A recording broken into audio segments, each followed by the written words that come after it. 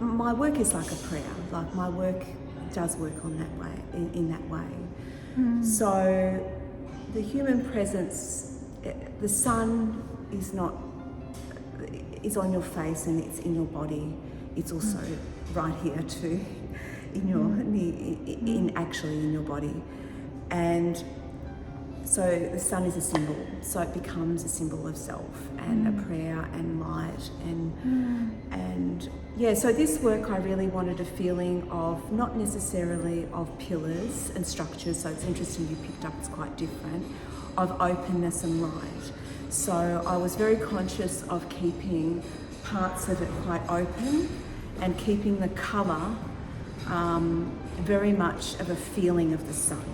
So when I was creating it, it did look like a large egg at one stage, and then I needed to bring the contrast of the blue in, and then I needed to bring the structure in. So the structure, even though it's open and a lot more open and not as linear as the other works, it does have an underlying structure. So I have thought about where the movement is hanging. So the hanging of the movement, I came to the resolution of hanging the movement on either side like a twist.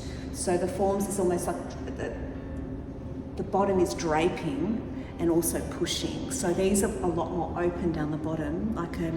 I was thinking of Sally Gabori in the tropics. She's an Aboriginal artist, and she creates these forms that kind of lift you up when you're viewing. You can sense there's form behind it and there's something behind it, but she kind of moves you up. I wanted a sense of being moved up into the sky. So hence the blue. But if you look at it as proportion, there's a lot of blue in it actually, but overall there is the yellow. So I had to look at proportions. It's interesting you talk about the need, because I haven't touched on that. Kandinsky in the spiritual inner art talk about inner necessity. So that's what drives art and the need to do art and why you keep going. It's like it's a nervousness if people have this sensibility of drumming, they need to drum. That's an inner necessity. If they need to, when you work with people with mental health, they sometimes have that need to just soothe. It can be related to materials, but it's more than that. It's what concepts and what feels right. It's deeper than just material engagement. What do you feel you need to express right now? I mean, it was a homage to being locked down too, like I did it during lockdown, that I felt I needed the sun, because we were inside. Like, what makes something special? And I thought, well, it's the arts elements. It's the way they channel the arts elements and principles actually to assemble the arts elements and that being enough. Can I do that? But it still has that sense of stillness, contemplation, that's holding that space of not knowing and dream state in my work, which is, I think, it's interesting because there's abstract art has developed into concepts where it's very, very formal and concrete art. So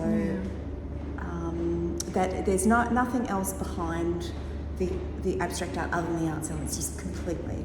I can't go along with that.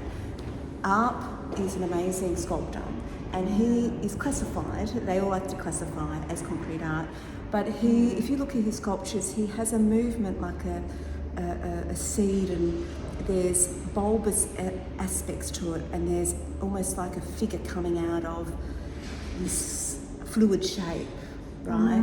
And he obviously influenced by Hepworth and other people who make things which are related.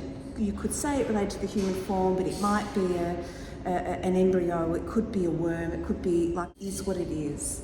But it doesn't come from, it's not just the arts element. So when I was saying to you, abstract to me, it's like an abstract of a summary of an essay, say for example, but abstracted again like so an abstract for an essay has all the contents of all your thoughts and feeling and all your thought processes, and you're summarising it to the world, what in a condensed form, right? In a really concentrated form.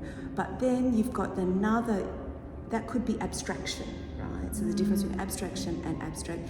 Then abstract takes another layer off that, where it is stripped again, and it could be like a James Joyce, or a poem that kind of a bit cryptic, but it still doesn't mean it's not connected to that, all that other stuff. So when you're interested in my life and my family and whatever, it's all in there, that one thing.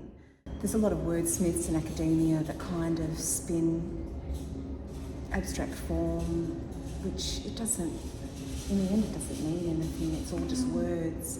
But intention and frequencies in colour, absolutely.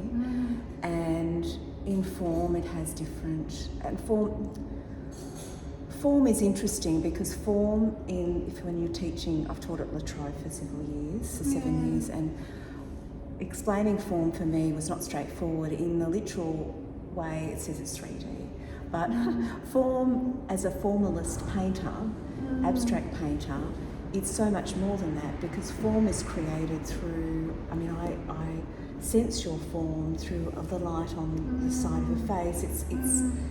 I sense your form through your colour. So there's lots of ways of sensing what perceived to be a 3D object, and would that be 3D, considering I believe there's multi-dimensions. As I said, form is multi-dimensional, and people can enter it in however they feel they need to at that time.